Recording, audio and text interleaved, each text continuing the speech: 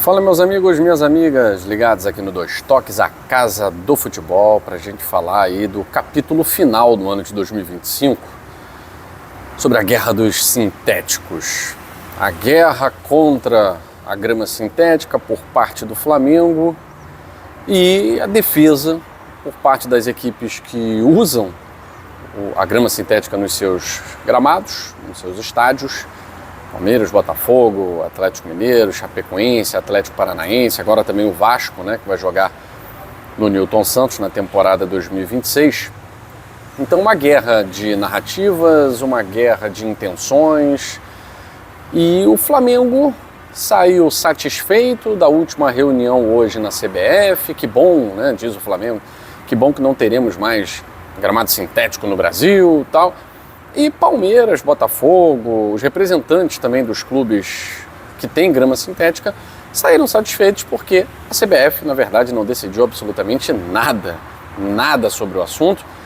Botafogo, Palmeiras, Galo, Chapecoense, Furacão vão continuar com o gramado artificial, mas a CBF não vai permitir que, até que haja um estudo encomendado por uma empresa de sua confiança, um estudo que leve em consideração várias determinadas variantes, né? Enfim, a CBF malandramente, o que ela fez? Ela está protelando, ela está adiando, e aí dá uma vitória pequenininha para um, depois dá uma vitória pequenininha para o outro. O Flamengo pensa que saiu vencedor, já que a CBF não permitirá quem quiser mudar de gramado na temporada 2, pelo menos até março, né, fevereiro, março, porque ficou aí, não vou dizer que ficou marcada, agendada, né, mas pelo menos com um projeto de agendamento de uma próxima reunião para se discutir isso, entre outros assuntos, número de estrangeiros, enfim, outros assuntos. Rebaixamento, né? De repente a mudança para 3 clubes rebaixados, só que isso impactaria diretamente os clubes da Série B, então não bastaria apenas os 20 clubes da Série A, né, serem convidados, haveria também a necessidade de que os clubes da Série B discutissem o assunto. Acho que é assunto para todo mundo, né? Porque impacta todo mundo. Bom, os clubes que se valem do gramado sintético, e aí eu preciso falar da força política da Leila Pereira na CBF, nem tão cedo, e talvez isso não aconteça, a não ser que esses clubes queiram, né, vão ser proibidos de atuarem no seu gramado. O Palmeiras tem 2 estádios sob a sua gestão, em Barueri e o Allianz Parque, com grama sintética. O Palmeiras não vai abrir mão de jogar na sua grama sintética. E a CBF até engrossou também o tom, porque parece que a gente está cedendo aqui a uma pressão de Flamengo e mais alguns, né, contra a B, C, D e E. E, na verdade, a CBF também subiu o tom sobre a qualidade dos gramados com grama natural. Porque no Rio de Janeiro praticamente não tem. São péssimos, são horríveis. Em São Paulo, a qualidade da Neoquímica Arena, do gramado da Neoquímica Arena, é indiscutível. O Morumbi há dias e dias. A Vila Belmiro é péssimo. Então, se a gente for analisar mesmo, a discussão ela vai muito além da grama sintética. A grama sintética foi uma forma de compensar a falta de qualidade da grama natural por um baixo custo. E é claro, as grandes arenas também celebram grandes shows, e você consegue com mais facilidade e praticidade, isso aí não é segredo para ninguém, a troca, né, a recolocação, o plantio, enfim, isso não é segredo para ninguém. Tem gente doída com isso, principalmente o presidente do Flamengo. Nos bastidores, Flamengo e Fluminense, né, os seus presidentes, seus representantes, tentaram fazer com que a CBF proibisse já para 2026 qualquer partida em gramado artificial. E não conseguiu. A informação da Rádio Itatiaia, inicialmente, né, não conseguiram, a CBF se negou a entrar nesse mérito.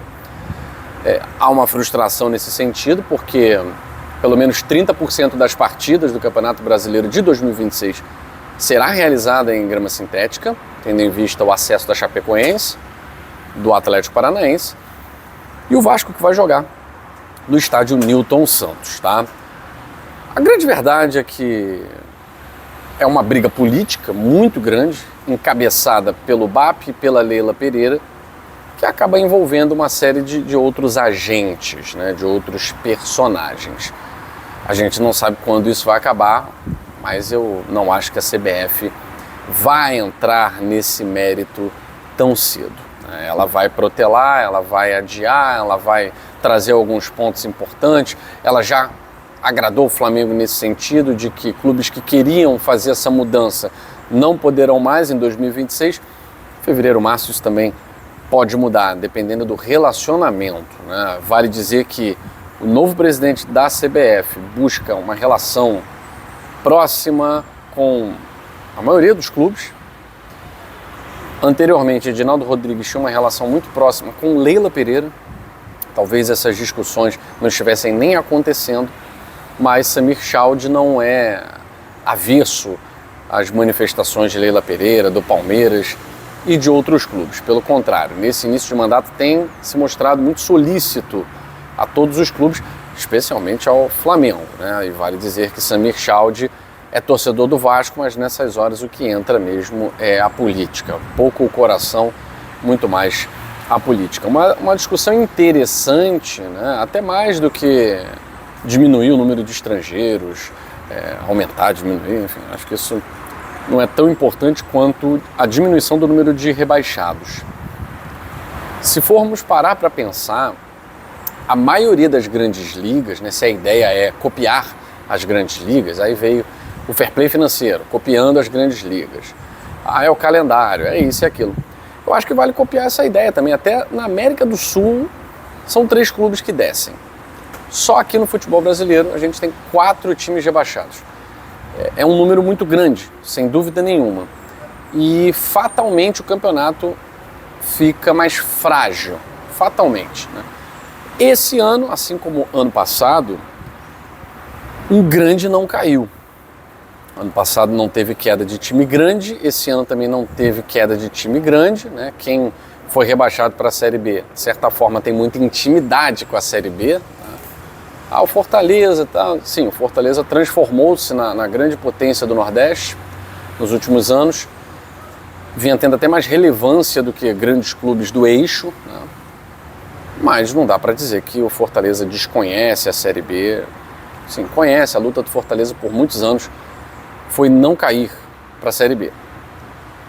Então, nenhum dos 12 grandes clubes do Brasil foi rebaixado nos últimos 2 anos, né? De certa forma, não vou dizer que mostra um planejamento, porque não mostra, né? O Internacional pediu para cair, Vasco aí há alguns anos pedindo para cair, Atlético Mineiro e tal. Mas o rebaixamento de 4 clubes, fatalmente, fica um grande clube na berlinda. E isso depõe contra o alto nível de competitividade, né?